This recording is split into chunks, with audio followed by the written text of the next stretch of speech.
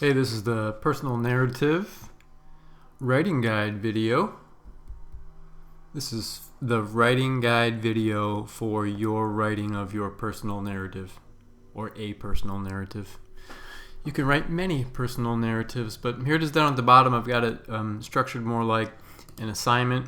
And the reason why it looks like an assignment is just because I think you have more options in terms of turning it in. As you can see, it's not due until Tuesday, June 9th. So you're going to have plenty of time to perfect your personal narrative. And if you've already done the Write Like a Pro task, you probably got chunks of it that you feel pretty good about. Now, it may change a little as you go, but you've at least got to start. And in terms of starting, where do you start? Just jump right in. I wouldn't worry about a whole lot of lead-in or intro. Just jump right in to showing the moment. You might even jump into, a really important part, like right away, instead of spending a lot of time leading up to the moment that you really want to show. Now, just in terms of final thoughts, I just want to remind you about the qualities and the features of personal narrative. Obviously, it's autobiographical. You're going to have moments where you can't exactly remember what happened, but you have to because it's nonfiction. You've got to make it as accurate and true to form as you possibly can, even though you might have some memory gaps. It's a short time period, 1 day, 1 hour, a 5-minute moment, a 3-minute moment, or a small collection of moments that all go together, and they need to go together for the sake of this particular personal narrative.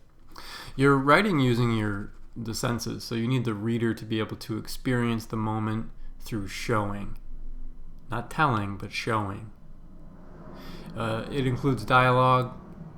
This says both spoken and internal. I don't know that you don't need both, but it could have both. And in terms of formatting, out loud dialogue gets formatted a little bit different than internal dialogue or thoughts. Thoughts are often italicized, whereas actual spoken dialogue goes in quotation marks. It's a first-person narration with a clear chronology. And the last part, which is oftentimes the hardest, is to figure out a way to make meaning of the moment, to figure out, why is it so significant that you wrote about it.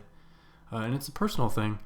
I would try to stay away from universal themes and universal lessons. This is about you. It's okay to be selfish in terms of the significance. Why was it significant for you?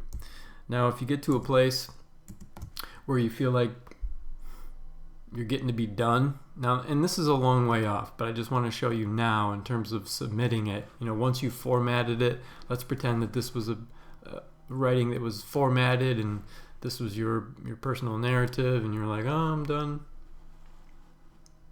There's lots of ways to do this. You could take this document and share it with me. You could email it to me. Both of those are fine as well. If you've been doing well with Schoology, you might just submit it. By the way, there's a few things to take a look at in here. I'm just going to share one of them with you as soon as I've finished showing you about submitting an assignment.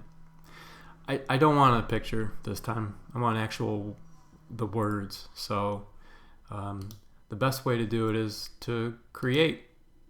This will give you some formatting possibilities here if you need them, but a lot of times it's already formatted. Like, this is not formatted, obviously, but I just wanted to show you what it might look like. I'm just going to save this draft for now because I'll probably continue to work at it from my student account.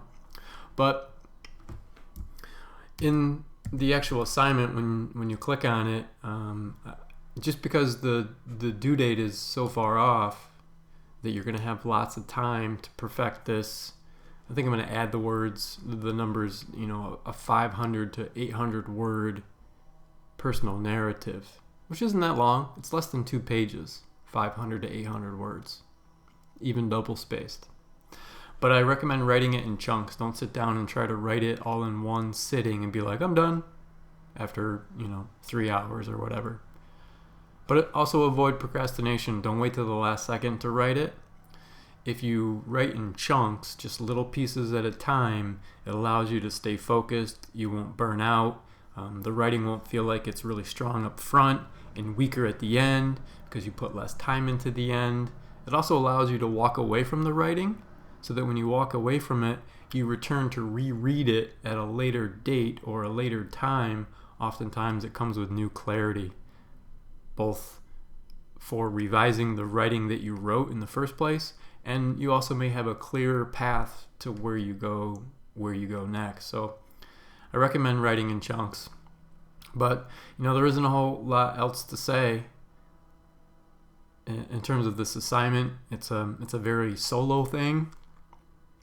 It's a personal narrative from your life. So I'm definitely here to offer some advice, some suggestions, or some help throughout the process, but it's pretty much all you at this point. So message me if you need anything. Feel free to reach out to one another in terms of sharing chunks of it. If you want some help, even your parents or your older siblings or even your younger siblings might be able to give you some feedback as well. But take your time, enjoy the process, and good luck.